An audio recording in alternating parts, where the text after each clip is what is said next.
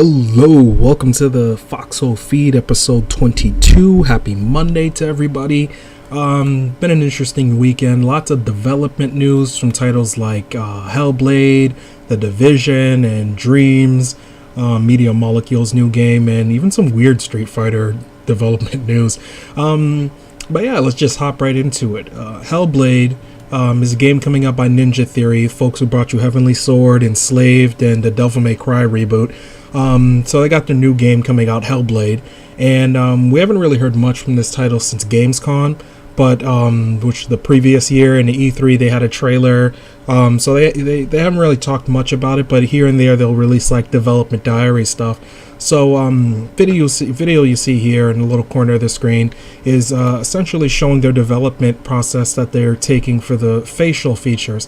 Now the team that they have doing the facial stuff, they specifically went to someplace, and the company they have doing is 3Lateral. 3Lateral is actually the team that did this stuff for Squadron 42 for Star Citizen. So yeah, they got some interesting results from it. They're sort of showing like what they could do with the texture and the lighting, and even from the video that I'm going to link below to you guys, they even state that like 3Lateral essentially like hides parts of the process that they take of developing it, so that way, you know, people don't know. It's like some closely guarded industry secret or something how they do it. I'll imagine it has something to do with a shitload of cameras or something like that. So, very interesting looking stuff. They're not really saying a lot about it. This title is supposed to come out on PlayStation 4 and PC. It's being done completely independently by Ninja Theory, and it's also being self-published by them as well. So they don't have a publisher. They're doing this on their own by themselves. It's supposed to be like open world. Yeah, they haven't said much about it. I'm hoping that they say more about it. Probably Paris Game Show. Hopefully, you know. Tomorrow night they say stuff about it. Tomorrow they say anything about it at the Paris Game Show. I mean, I don't think they're scheduled to be there, but you know, the surprises, you know, they're not going to just outright say. So hopefully this year we hear something about it at one of these two events. Speaking of fancy development diaries, Ubisoft showing off some environmental stuff with The Division. Looks really amazing. I'm really liking the lighting, I'm really liking the textures, and this video goes into I'm going to link below to here, goes into deep detail over all the lighting and the damage and the real-time stuff that they have going on there. The engine from a developer standpoint is really amazing. Like, the video goes on to show you how they built the buildings and how they developed this tool to allow them to seamlessly do this. How the Division is even described is dense. That's how they described it, is that it's of course a large world, but they describe it as much more of a dense world in terms of having lots of interiors and lots of space for you to walk in and out of. So they're talking about that storms come up in the actual game that force you to go indoors. So clearly these storms have something deeply to do with how it affects the player in the game. You go on to talk about rain, so they kind of talk about some cool features here and there. They're small, it's a really short video, but they look like they're teasing up for a bigger reveal. I'm assuming that these next several months are going to be Ubisoft telling us, you know, tricklets more and more about the Division in terms of its engine. That Snowdrop engine is very interesting. I'll link some videos below to you guys so you guys can sort of check out more you know, footage about it in their own development diaries, which I've always found pretty interesting. Though I'm only interested in the game because I'm a huge Fallout fan and I like the aspect of just looting and exploring in this like desolate, barren city. Yeah, I'm still interested in the game nonetheless. So even though that might be the only aspect that I'm interested in that game, it's enough to warrant a purchase for me. They do talk about NPCs being vibrant. You could even see in like one of the videos, like NPC trying to like break inside of a car, and you might see animals like birds and dogs and all these, you know, wild things everywhere. It really makes the world feel alive. It reminds me of how people felt when GTA 4 first released, because of how vibrant the city was. A lot of people got their first taste of how a game can be done in terms of having a vibrant city. Now that's just commonplace in games. So this is sort of taking that to that next level in terms of having that type of life people expect to be in a city like this. So in other development news, in some pre-Paris Game Show news, Media Molecule, discussing their new game Dreams, they state that they're going to have a big reveal for the PlayStation 4 title at Paris Games Week, which actually starts tomorrow. So the co-designer, the co-founder and technical director, Alex Evans, was saying lots of information about the game in terms of what we can expect and what the team has been going through lately. If you guys don't know what Dreams is, premiered at E3. Very weird game, but looks like it's much more similar to Little Big Planet in terms of the share create concept of create stuff and other people get to share it with each other. So they state that there lots of progress has happened to the game since it's been first revealed. They state that the user interface has been redone in time for Paris Games Week, so we're going to see what that user interface looks like. The game has been optimized to run faster. The development team has said that they've been able to shave off time in terms of per frame. The team states that making videos for Sony roughly once a month to keep them up to date. So they've been making videos, I guess, to show, the publisher that, this is a thing and that they've been keeping up, which is just kind of nice. I don't know if Sony requires all of their teams to do that, or he's just saying that they do that just because. He says there's a feature called Hard Edge and the special design of the actual game that lets you model more crisp and precise build, like architecture and spaceships. You're going to have to go into detail with that. The team started their transition from PC to PlayStation 4 about 2 years ago, which I'm not that surprised. Many titles have been going through that, like we just actually stated with The Division. The Division went through that, Watch Dogs went through that, and Assassin's Creed Unity went through that, and I'm sure lots of, first-timer, next-gen, or current-gen currently titles have went through that. If you consider that they weren't made off of dev kits, they had been made off of, target renders on PC and then brought over to what we know the systems to currently be. So I'm not really that surprised that Dreams was made on PC and then transitioned to PlayStation 4. Not surprising. I'm sure they were working on this long before they were handed a dev kit. So they're stating that they're experimenting with tools and trying new things to yield better results for developers. They're stating that the sculpting tools aren't just, the only things at the game, that they have music tools that let you assemble music, similar to Little Big Planet. So they also stated nice tidbits, anybody who might be fearful that this might be a really hard thing. It states that the first cut of Dreams was done with the Bear video, you guys see in the corner, was done on E3, was made in a single day, excluding the music. The music could still be done on PlayStation 4, it was merely done elsewhere, and that the music could still be made. It was made by the same person that essentially made the trailer, made also the music, just done in separate entities. So it says that the Bear trailer inspired another developer to build a snowboarding game, apparently. I'd like to actually see what that actually is. Maybe they'll talk about that more tomorrow.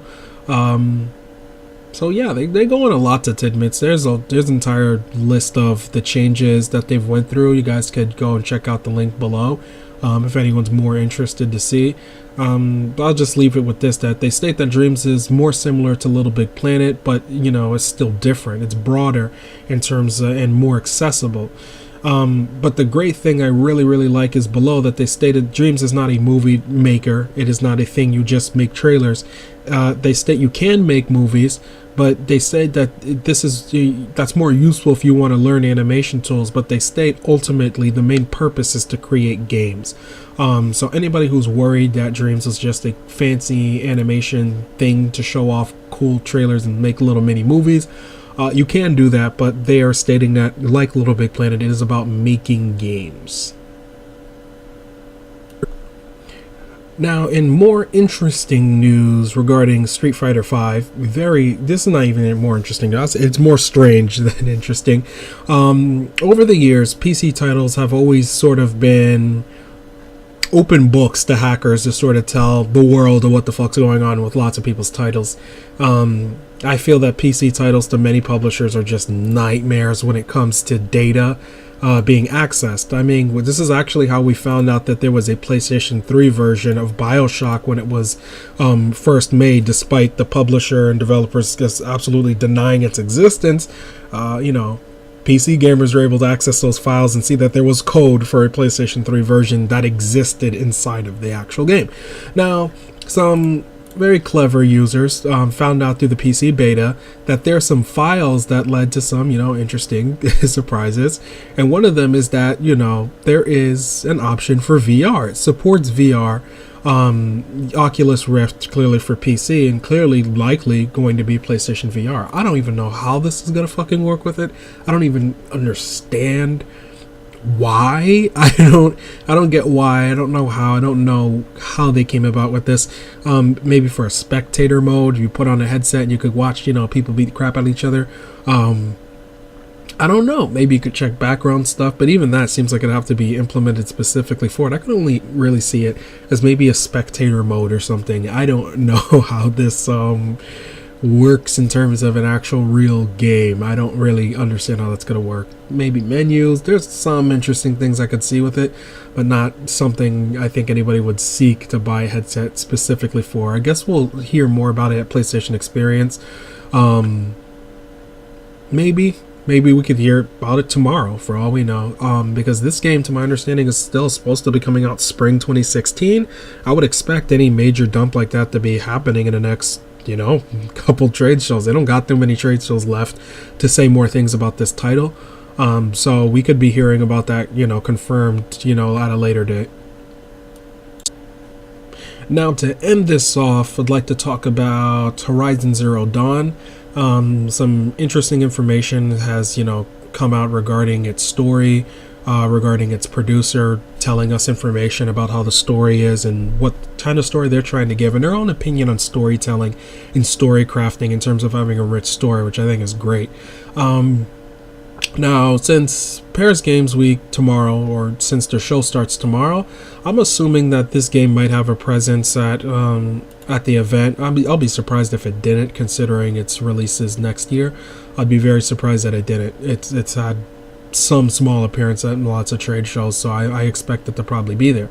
Now, when they're talking about the focus of the world and the story and the revolving around her, the actual producer states, I think we could expect that it's an incredibly rich story. It's always interesting that open world games ordinarily fall in these two camps. He goes on to talk about The Witcher 3 and Assassin's Creed in terms of having narrative-driven, story-driven games anyway, and talks about Watch Dogs. There's a strong central character with a bunch of story that revolves around that character. Then he then goes on to talk about, other open world games that essentially have different sides of the spectrum. And he states, Fallout 4, Fallout 3, Skyrim, the story is really about the world and less about the story of the character. I actually really like that comparison that he makes, because this is a comparison that I think most people have not really brought up when regarding some of these titles. And it seems that only like the diehard, deep genre RPG fans seem to know that, difference between, that game and other titles in terms of being open world or telling a story. It's actually the way I personally want Mass Effect to be, in terms of, tell me the world, the story of the world. Let me care about the world before I ever care about any character. I still have people I talk to who essentially don't want Mass Effect to not be about Shepard or any of his people, and they and I enjoy Mass Effect as I liked 1 and 2. It's just that, let me care about the world. I'm more interested about what's happening around versus what's going on with Shepard, especially if you consider that they let you make his decisions. He's just a random person they're letting you make the decisions for. Yeah, I understand his importance to the universe, but when they start letting you make his decisions, it becomes less about who he is and more about who you are. You make those decisions. He can't then take them back and say, well, he's his own man, so he's going to do this for the fate of the universe. No, I'm going to do that for the fate of the universe. I'm the one who's making the decision. I'm choosing those things. So I personally don't like the idea of trying to have it both ways in that regard. It's either his character is you and you make the decisions for him and the universe could exist with or without him, or, you know, it's not. It's all about him. He makes the decisions. That's not how Metal Gear Solid is. You choose those things. You are Big Boss or Snake, you know, Raiden, regardless of what game you're playing. You choose, you know, you're him, but the character does those things. Raiden makes his choices. Big Boss makes his choices. Snake makes his choices. They just happen. That's it. It's not, oh, well, you could choose whether or not he goes and fights Metal Gear or not, or you could choose whether or not he goes after Campbell. You can't do any of those things in those series because they are, you know, character-driven stuff. But you can't then take it back and say player-driven stuff as well. And there needs to be somewhere where that's taken away. What I like that he states about this is that our game is actually both. He states that the main character, the main story revolves around Alloy, the main character, in terms of the reason why it's a single-player only game, but they also state that, well, we also want to tell the story of the machines. They want to tell the story of the world, the story of these tribes. They want to tell you about everything, and they want the game's core experience to be about the actual world that you are in, and it merely tells the story of a person that inhabits this world. Other games, I don't believe, do that well, simply because they lend so much on the actual character that you're playing, to the point where, well, without that character, the game is almost dead. I feel that the reason why I love Skyrim and Fallout so much is that you're there for everybody else. You're not there for whoever the main character is. The main character is you. You're there, you know, and whether he's there or not doesn't matter because you create him from nothing anyway. So I like the idea of them in the new Mass Effect essentially getting rid of him and having him not, you know, exist in that fashion anymore, and just having it just anyone, and let the creators essentially focus on building a world that's specifically about showing off, you know, the world itself, versus about this one guy doing one thing. And, you know, I personally don't want that. I think that's not for a concept like Mass Effect. I think Mass Effect's concept is it is a linear game, but at the same time, it's a linear game with a concept that can't really be done, you know, in a linear fashion, I think, properly. I think it's a concept that could still get done in an open world setting. I think it could also get done in a setting that takes advantage of the amazing world that it exists in. Just for a minute, just so I could nerd out just for a little bit. Could you imagine the idea of playing a game like Mass Effect in which you just played any random character, and the character, the race, or whatever you played might have just had some preset story about, you know, run a ship and you're this person, and they could just have that, but you pick what the character looks like, what race he's going to be, and that the whole entire game doesn't just rest on you, you know, transferring the same dude over and over again, and that the meat of the game is you existing in this world, in terms of having you travel to planet, explore, and then mine those materials, and not have you deeply, you know, focus on this 20-hour thing to go attack other, you know, places. Consider that other titles like Fallout and Skyrim, since those are the, you know, Fallout and Elder Scrolls in general, since those are the best, you know, titles to use as examples regarding this. Those titles still have, you know, campaigns that are around that 20-hour mark. All right, well, you know, Elder Scrolls does mainly, but they still have that 20-hour mark. You could still do your Mass Effect. Here's your linear mission of here, go to A, B, and C and attack A, B, you know, do all that. But let me have the rest of those 80 hours to really take a hold of this game, because at this point I think everybody is sort of just waiting to say, well, we might as well wait till Bethesda makes an open world game that has something to do with space, because it seems that that's something BioWare doesn't want to do. And I like that, and this idea of linear versus open world seems to always come up in terms of titles that are linear but can exist in some regard. It could still exist in an open world. You could still play Fallout in a linear fashion. If you imagine, I fast traveled to every one of these places and missions and things, because the things in the missions that you do in Fallout and in Elder Scrolls the series, they still have you doing lots of those same type of things.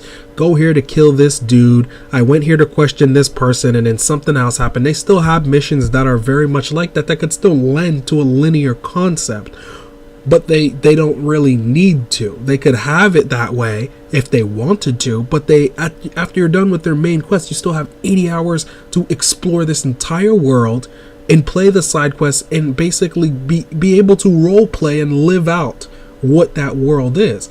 I personally want them to do that with Mass Effect. I want them to take it and turn it into that, and essentially say, you could have your 20-hour main quest like you're always going to have, but when you're done with that, let me care about the world and let me have a whole lot of side quests, basically flushing out the world. I like to know that people are out there and understand that that idea exists.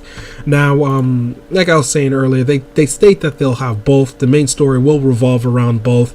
That it will be about Alloy, and it will also be about, the entire world, and that in the future, they can just have the character die off for whatever purpose if they felt like it, and still have, a successful series. That the people who are coming in to care about the series are coming in for the world. That this is not like a Kratos thing where the entire game lies on that central character's existence, as much as this is about one character that lives in a complex world, and one of many characters that easily, if something happens to them, you could still play another character and you could tell just as amazing as a story. So it's been a pretty meaty segment, but definitely wanted to talk about it nonetheless, since reading that made me very interested to see what they're going to do with the story. I had a feeling they might kind of go that route in terms of having it about the world versus having it about the character, since it makes it hard for their other series. They were even talking about the concept of can they do The Last of Us without the main characters. Could they possibly do an Uncharted? And they said they couldn't even imagine doing an Uncharted clearly without the main character of Drake. So it's clear that having a character game is good for some genres. It may not be 100% good for a genre like this. So I think they're sort of saying, in some respect, hold off by thinking this is The Witcher with a female version, because the game doesn't lie upon the concept of this person existing, which I sort of like, because it tells me there's more to this game's world. There's more interesting things that makes you want to come back for this world, versus we're here to tell you about one person's life always and only about the things that this one person does. So been meaty episode, meaty segment. Horizon Zero Dawn's likely going to be there tomorrow at Paris Games event. I'm going to link to the bottom for you guys to check out the stream for it. There's a time and date, or excuse me, a time just when it's going to start, since technically it's going to be tomorrow. There's a time for when it's actually going to start. This has been episode 22. Be sure to check out the special episode I do for Sony's Paris Game Show tomorrow. And yeah, that's game.